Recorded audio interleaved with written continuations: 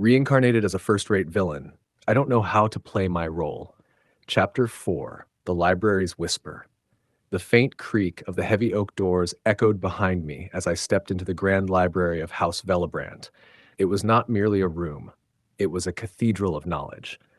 Towering shelves stretched endlessly upward, their wooden spines carved with intricate sigils, their bodies heavy with countless tomes, histories, grimoires, forbidden records.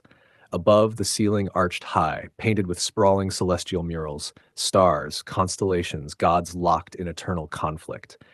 And through the tall arched windows, filtered sunlight poured in, its beams catching the dust that floated gently in the still air. Each particle of dust shimmered as though the air itself was alive, whispering secrets too old for mortal ears. I paused for a moment. My footsteps sank into the crimson velvet carpet, muffled until it felt like I was intruding on sacred ground.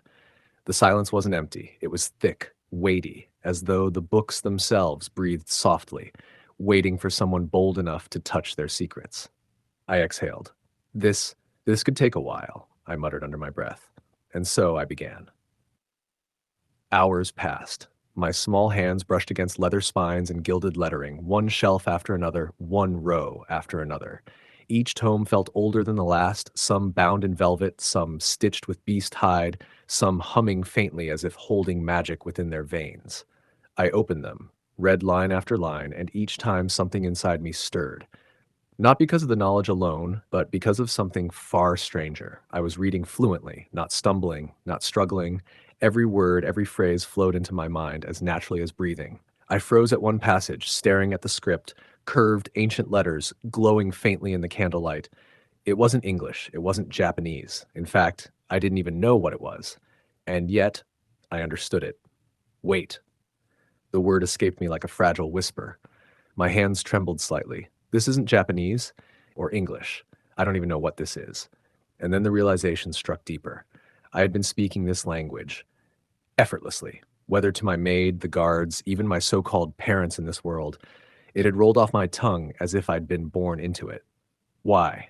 I closed the heavy tome and leaned back, letting the silence of the library wrap around me. My thoughts churned. Is this part of the character I reincarnated into? Or is it the system itself, adapting me to survive in this world? My heart thumped, a faint pulse as though my very soul was answering. I sighed, shaking my head. Well, if it benefits me, no point in overthinking it. Still, the unease lingered like a shadow at the back of my mind.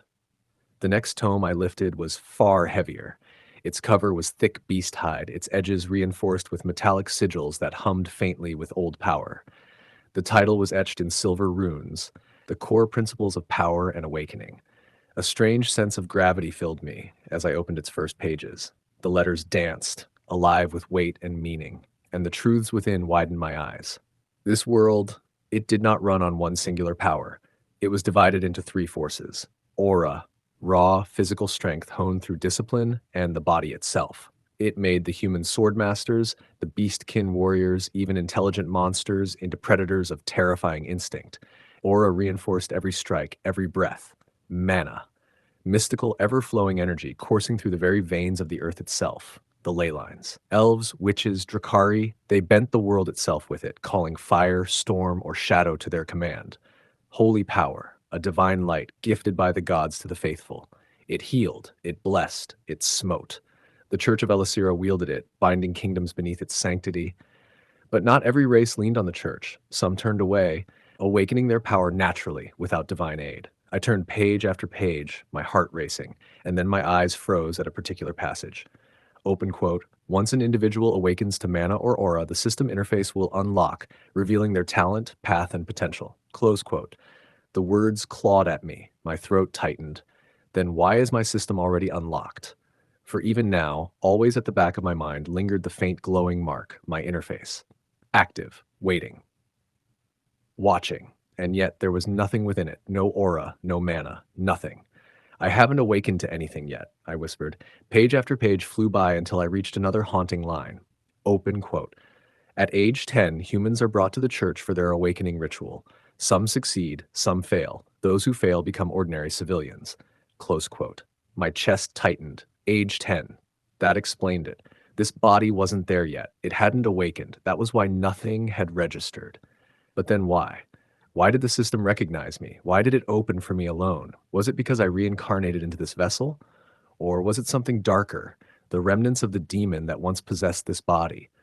My breath shuddered. Whatever it is, I whispered to myself, I'll need to be ready. If the 16 heroes awaken at age 10, and they're 1 year old now like my brother, I still have time. My hand closed the tome with a heavy thud, and for a moment, the sound echoed like a heartbeat in the silence. I need to prepare if I want to survive this world, if I want to rewrite fate itself. Hours bled away. The library shifted with the changing light. Afternoon sun faded into the golden flicker of candlelight. Shadows stretched long across the shelves, and the scent of leather, vellum, and wax mingled into something ancient and sacred.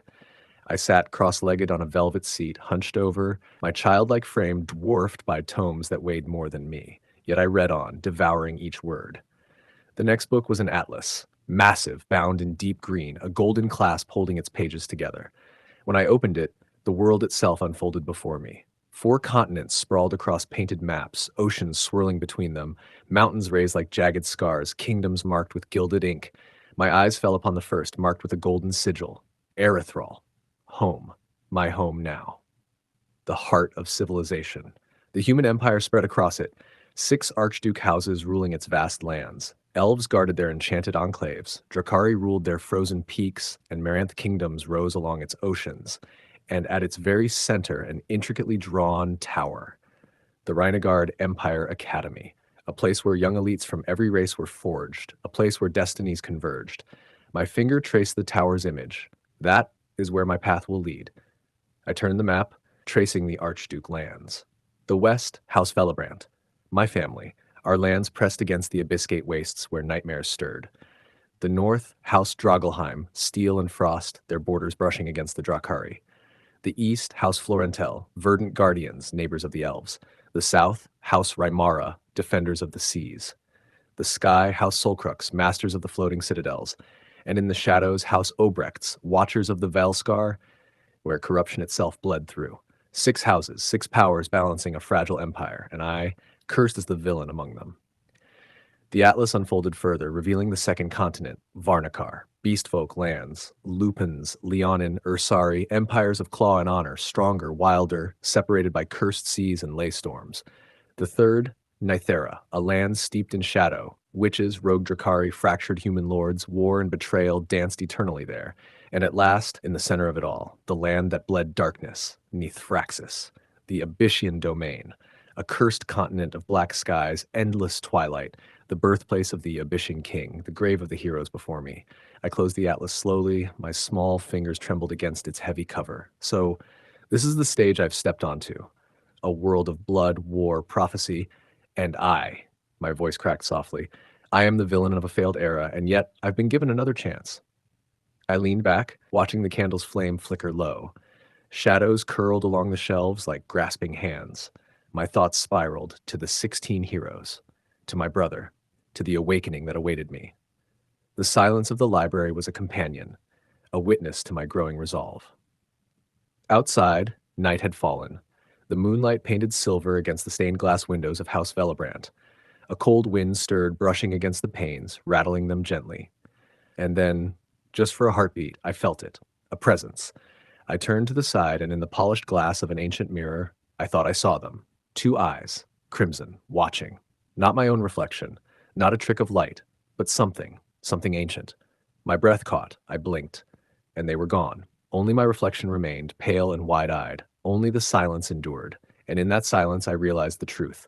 This world was waiting for me, testing me, watching me, and I had no choice but to rise, no matter the cost.